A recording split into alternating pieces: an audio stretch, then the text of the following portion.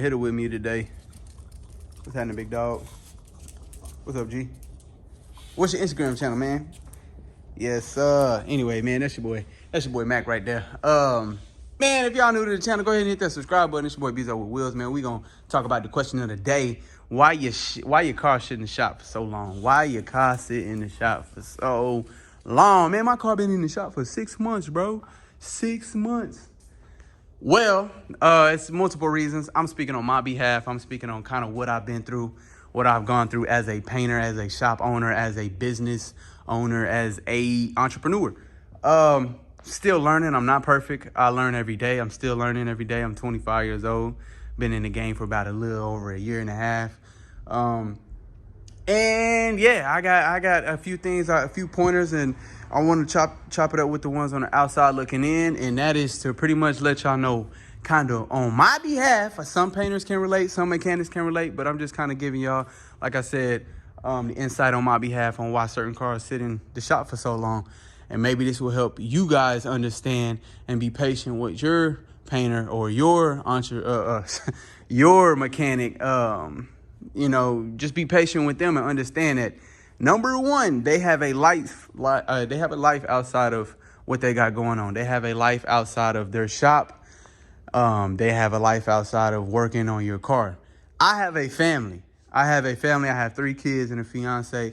Then I got my brothers, my sisters, my mom, my dad. You know what I'm saying? I got a family. So when you drop your car off, I am not working on your car for 24 hours a day, 7 days a week. That's not how it is. I treat your car like if I'm working on a 9 to 5. I come in, I do what I can within a certain amount of hours, and I'm out. Anything after that, I don't want to hear about no car inquiries. I'm out with my family. I'm chilling. I'm eating. I'm on vacation, whatever the case is. I'm no longer working on the weekends because all I've been doing is work throughout the week. And I literally just started a new job. Super excited about that. I'm actually painting some. Well, I ain't gonna tell y'all yet. Y'all find out pretty soon. But yeah. So I'm not working on the weekends. So what I mean by people have a life, or I have a life outside of working at my shop. That being said, you got to understand that they have a personal life just like you do.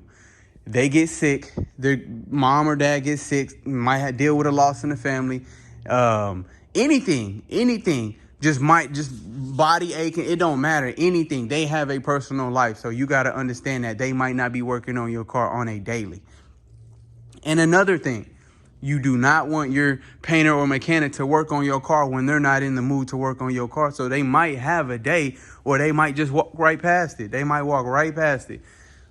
Appreciate that moment, because if he's working on your car half-ass, do you want to get it back looking and running half-ass? No, absolutely not. So understand that, shit, if you go to your barber shop and he not feeling it today, or you know what I'm saying, he not feeling today, he in the mood, and you can kind of tell, you going to be hesitant about getting your haircut. So understand that your painter or your mechanic might have a lot of things going on. And like I said, you might have to deal with shit breaking around the shop. When I first moved in my shop, my air compressor broke. I did not have the money right away to get a new air compressor. That's a $1,500 air compressor back there. I had to save up for that. I had to literally grind for the things that I've got. And not only that, that's number one, is understanding that your painter or your mechanic or whoever it is, wherever your car is sitting at the shop, they got personal things going on. But not only that, number two, you got to understand that your car might be worse than what you think. And then normally that's the case. It's normally worse than, hold on, let me make sure my dog, hey, big dog, come over here, get over here. Come on, get over here. Staring at me like that. Anyways, all right, so understand that, when you drop your car off, it might be more than what you think. So when this car came in, it was totally black. It was all black. This is actually Dede Westbrook's car, by the way, wide receiver, plays for Minnesota Vikings. Big salute to Bezo with Wheels. Come on now. This car came in black. When we got to standing on it, it was actually blue. He did not know that this car had been painted before. Prime example. Now, when I got to standing on this side, I was thinking like, damn, hopefully ain't no body work. We didn't even know that this car had body work until I got to digging in it.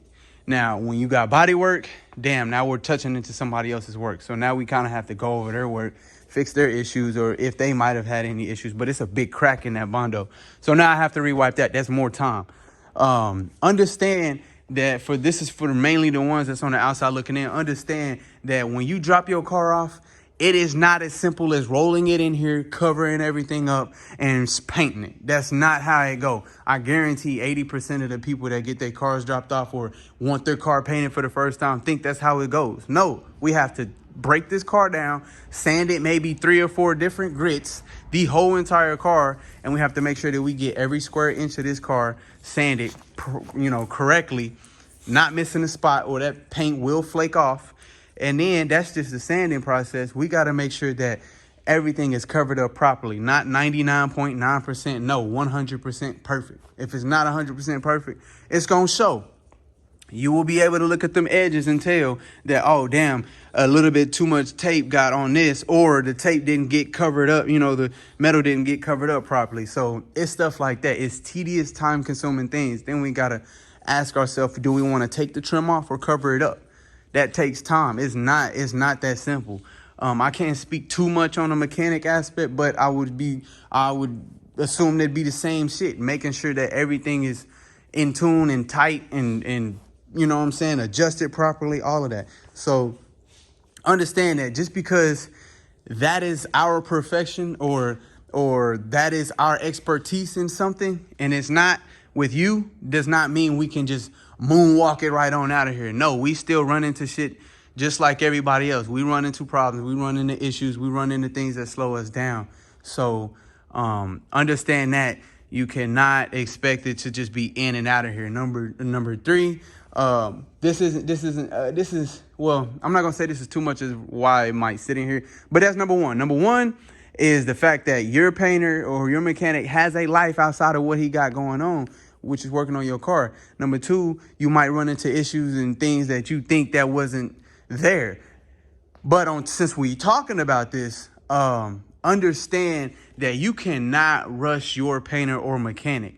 Nobody wants that pressure, and I hate that type of pressure. Do not rush him him or her. Understand that when you go to the barbershop and you sit in that chair and say, hey, I need a haircut in 5 minutes, I got an interview, and he fuck your shit up, do not be confused or depressed or hurt or bothered because he messed you up. You asked for a rushing job. So you cannot rush perfection. You cannot. And I strongly believe in that because there's been multiple times. I'm not speaking towards any of my customers. This is just in general. This is just what I've learned. Understand that when I come in here, I see one of the projects that I got to work on. Sometimes I might walk right past it because I'm not in the mood to work on this particular project. I might have to work on this one. Because if I'm not in the mood and I'm working on this car, I'm a half-ass it. There's been multiple times I'm being organic with y'all. I'm being real with y'all just because I want y'all to understand this in case y'all want to dive into this field of painting body or running a business. Understand that you're going to have moments like that where you're not going to feel like doing shit. You're not going and honestly, if you really, really feel like that, you shouldn't. You should just walk right past that project. And that's what I've done. I've done with this MC in here. And that's why the damn thing looks so damn good. We can go take a look at it. But understand that I'd rather not work on it than to work on it half-assed, because there's been multiple projects I've worked on it half-assed. I've had a customer pressing me.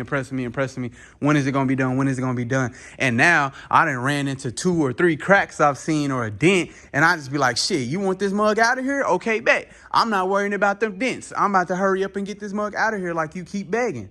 You know what I'm saying? And now when you get the car back, you upset because I missed the dent or missed the crack. Well, guess what? If you wasn't rushing me for those 2 days, I could have hit that. You know what I'm saying? So you cannot rush whoever it is that's working on. You want them to be comfortable working on your car. You want them to be fully comfortable working on your car. And I'm not saying this is perfect, but damn it, you're going to get results like this. Like, I'm going to be able to, paint your car and clear it and then sand that clear coat down and then re-clear it. Now you got 5 layers of clear on here. Now I'm like, okay, what else can I do to make this even shinier? I ain't got too much of a time limit. So shit, what can I do? Hey, don't get to licking that paint, man. Hey, don't be licking it. I know it's wet, look like some water on it, but nah, but in all honesty, you wanna have your painter or your mechanic to, be comfortable with it. And that's why I'm done taking so many projects at a time. I just want to do one at a time. just so I can actually focus on each project and take my time on it. Now, another reason, the third reason why, so we got your painter mechanic might have a life outside of what he got going on, got too much going on outside personal life. Understand that he's not going to be having as much time in here working on your car all the time. Number two, you might run into some issues that you did not realize you had on your car. Number three, you don't know their financial situation. This all the way goes back to number one. You don't know their financial situation. They might have to take a project in the midst of having your project. Because, and my main thing is, I get a lot of customers that's like, oh, come on, man, do it for the 35, do it for the 3,500, come on, man. And then I'm like, damn it, I need the money, but damn, like 35 ain't nothing. I should be charging 55, like. But I need to keep this shop afloat. I got to pay my rent next month, and I got to pay the rent at my house. So, yeah, I go ahead and do it for the 35. You do it for the 35, but you like, man, if I do it for the 35, man, you got to understand, like, I ain't really got that much motivation in doing your car for the 35. Hey, come on, B, like, you the only painter I know. And I'm like, all right, bet. So I do it for the 35, and then I'm working on it. I'm running into issues, and I got to fix this. Now it's time consuming. Now I'm getting lazy. I don't even want to work on the car. Then Austin calls me and is like, hey, bro, I got a $5,500 project. I need it in and out. No body damage, no nothing. You going to be like, okay. All right, well, let me put this on hold. This little $3,500 project. Buddy said he got $5,500, and it's way less damage than this car. I should have charged this guy 8K, but 55 come in here and you knock the 55 out, and then you get back on here. Well, Austin just paid my rent for the next 2 months. Now I can get back on your car. So I'm not saying that's right. I'm not saying it's business. It's business. I got a family to feed. I got, you know what I'm saying? You try to lowball me. Like I said, I ain't talking about any of my customers. This is just the game that I've been peeping. Yeah, man. So lowballing customers, I get those a lot. And I'm not gonna sit here in front like I ain't never lowball nobody but now I'm in a business aspect. I got the business mindset. I see how much of an insult that kind of is. You know what I'm saying? I'm an upcoming business owner. I'm an upcoming paint and body shop. So why would you lowball somebody who's on the come up? You know what I'm saying? Nobody's ever lowballing, West Coast Customs or that I know of, you know what I'm saying? Or these big multi-million-dollar shops. They come in there and be like, here, 15K, call me when it's done. Like, oh, I love that. And as a matter of fact, that's what D.D. Westbrook kind of owned. Like, you know what I'm saying? This is the second car I've had to paint of his. And hey, call me when it's done. And the same thing with him. Paint, I got to give, man, big salute to him. Because he a real one. I've had his car out of a year and over 6 months that I've been doing this.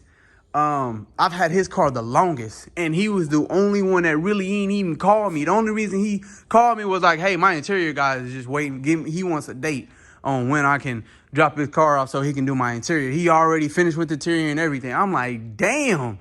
Like, okay, bet. All right, cool. I got you, big dog. Like, so I'm really trying to bust ass and get it done, but at the same time, do it right. Do it right. So understand that, it's a lot more to it than just dropping your shit off and getting it back. And some people, and we got to stop acting like everybody perfect. I guarantee you've went to McDonald's or went to Arby's or Chick-fil-A and they fucked up on your order. It's no different from here, from a paint and body shop. We fuck up too. I fuck up too. I'd be lying if I said my work was perfect. I've seen some cars that I painted and was like, damn, B. Like, I painted that? God damn, like... So hey, you want your refund back, bro? Like, nah. But every day I'm learning, bro. Like, you gotta understand that that your painter might be learning, your mechanic might be learning. Yeah, I know that ain't some people don't want to take chances like that. I get it. I understand it. And that's why I'm organic with a lot of my customers. Like, yo, like, I ain't been doing this too long, but we gonna make sure, we gonna make sure it happen. And if it need be to refund, I do what I can to make it happen. So I'm fair, I'm understanding and all of that. So, yeah, man, everybody mess up.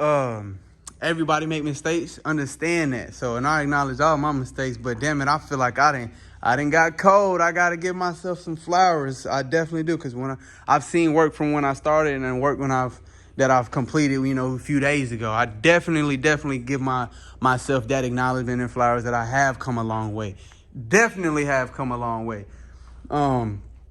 But yeah, understand that. Now, I get it if your car sitting in the shop for a whole year straight, ain't been touched. Then I kind of understand it. I kind of feel that. Excuse me. I can feel that. I understand that. That's something you got to take upon your painter. You got to talk to them, figure out what's going on, figure out why. Is it finances? Is it personal things? You know, don't go in there storming and hey, what's the problem, homie? Like it ain't that serious. You don't know what that painter or that mechanic is going through. So understand that communication is everything. I communicate with everybody and everything. I want to do better at communicating. But it's quite a bit, like I said, understand and you gotta communicate. So yeah, them is really my three things is, you know, just understanding that, you know, I can only put in so much. I'm working now, so I can only put in so much hours at a time here. I'm not jeopardizing, I'm not sacrificing my time away from my family anymore as much as I was. So for the most part, man, I hope that helped. I hope that kind of gave you guys an idea on why your car or why a friend's car, or anybody's car might be sitting in the shop for a while. Give that person time to, you know, that person wants to work on your car. Understand that your painter, your mechanic wants to work on your car. They're only either one person or a few in the crew. I'm one person. I got a few in my crew. They got personal things going on as well. I'm here majority of the time. I try to do what I can in a timely manner. But you got to understand, I have a life outside of being here. I got major responsibilities. And I'm sure everybody else does too. So just like how you are, you want, you know, your painter mechanic to understand you got to understand them. It's fair. But yeah, for the most part, man, everything's going great. I'm excited. Like I said, got DD Westbrook's car. We got Payne's car in there. Big shout out to him. I'm getting ready to pull these dents. Well, as a matter of fact, the trunk in there is finished. We got the back sides all finished. We just gonna paint. Got a little bit of body work to do on there, and then boom. I'll be out here pretty early in the morning to get on to it. Yeah, man. So if you are interested in painting body, if you are interested in anything as far as the shop life, feel free to drop those comments, ask questions, because I'm learning on a daily. This is your opportunity to ask questions on a person who's on the road to success, to, you know, owning a business as a paint and body shop, paint and body owner. So it did take me some time to get to this point. It did not too long. I started off in the backyard in the shop. You know what I'm saying? I got some videos. Check out my previous videos. I got how I started, when I started. Oh damn, that scared me. Yeah. But pretty much the setup is what I just decided. I got my shelves from Lowe's, got my wood from Lowe's, built the booth. It's 25 feet wide, 25 feet long, 18 feet wide, I think. And then like 11 feet tall, something like that. Built the office as well. Tools, got my tools from Amazon. I'll drop the link in the description for the tools. What else? Yeah, man, every day we slowly trying to elevate. We're trying to make it happen. We're trying to figure out ways we can improve and better ourselves on the daily. I got my cousins. I know y'all see them in the videos every now and then. They came from Georgia. Big salute, big appreciation to them. They've been trying to help things stay afloat as well. They have been helping. Yeah, so y'all stay tuned, man. For the most part, like I said, I got my little setup, my tools and stuff like that. I try to stay up on inventory. But yeah, I am working. Just talked to my boss about asking if I could get the approval to record there, and I did get the approval to record there. So we gonna be up, man. We got some big stuff I'm gonna be recording, but you know, I got my little shelf right here. I try to stay organized. I try to stay clean, but it's hard, man. It's hard. Imagine staying up 3-4 in the morning, knocking out a paint job and coming over here. I just want to throw my paint guns in a bucket and just leave. I don't even want to do that. I just want to just drop everything and leave. So yeah, I got a lot of stuff, pretty much everything from Amazon, but except for my gloves, I get those from Clark's Wholesale. My reducers and gun cleaner, my mask, all from Clark's. What else? Paint suits, Amazon. Paint and materials and stuff like that, all from Clark's. My cups and liners, all from Clark's English Colors. Pearls, Clark's and English Colors. My bad, man, gotta back up, big dog. But yeah, man, so compressor, that was from Steve's Wholesale. That's a big boy. That motherfucker beast, boy. So yeah, man, feel free. Like I said, ask me any questions, man. These videos, we gonna keep dropping these videos every other day. I'm trying to get back on my feet. I'm trying to, get my mind right and, trying to elevate, man. Like I said, y'all gonna be seeing these two vets getting built. And then I got my 87 K5 over here, man. Got some rework on this truck. Look, ain't nobody perfect, man. I painted this a while back. What's that? There's a little spot over there. But yeah, I did the wheels, brake calipers, all that stuff. They be washed. Yes, sir. We got an 87 K5, man. Once I get free, we're going dummy with this. We're going crazy with this. I ain't got my keys. Damn, I ain't got my keys. I'll start this bad boy. But yeah, so I'm gonna go ahead and tell y'all what we got going on here. I will make a separate video that way, because I know it's some that they ain't probably seen me talk about this one. But I'm going candy with this. I'm taking the whole chassis out. I'm taking everything. I'm taking it off right off the frame. I'm actually sanding down the frame and painting the frame candy tangerine orange. I'm going 26 by 10s wheels. I'm gonna keep some mud tires on there. We're gonna do the interior peanut butter and black. I want a digital dash, and we're gonna do I think we might do two-tone. I'm trying to figure out if I'm gonna go ahead and do candy tangerine up top, bottom, and then have black in the middle, or just have the candy tangerine all the way around, up and down. So yeah, man, y'all stay tuned for that. Hit that subscribe button. I'm telling you, because I'm trying to go crazy on this bad boy. So yeah, man, every day we elevating, every day we climbing. We want to be great. We want to be successful. So yeah, like I said, y'all make sure y'all hit that like button, that comment button, and that subscribe button, man. We out of here.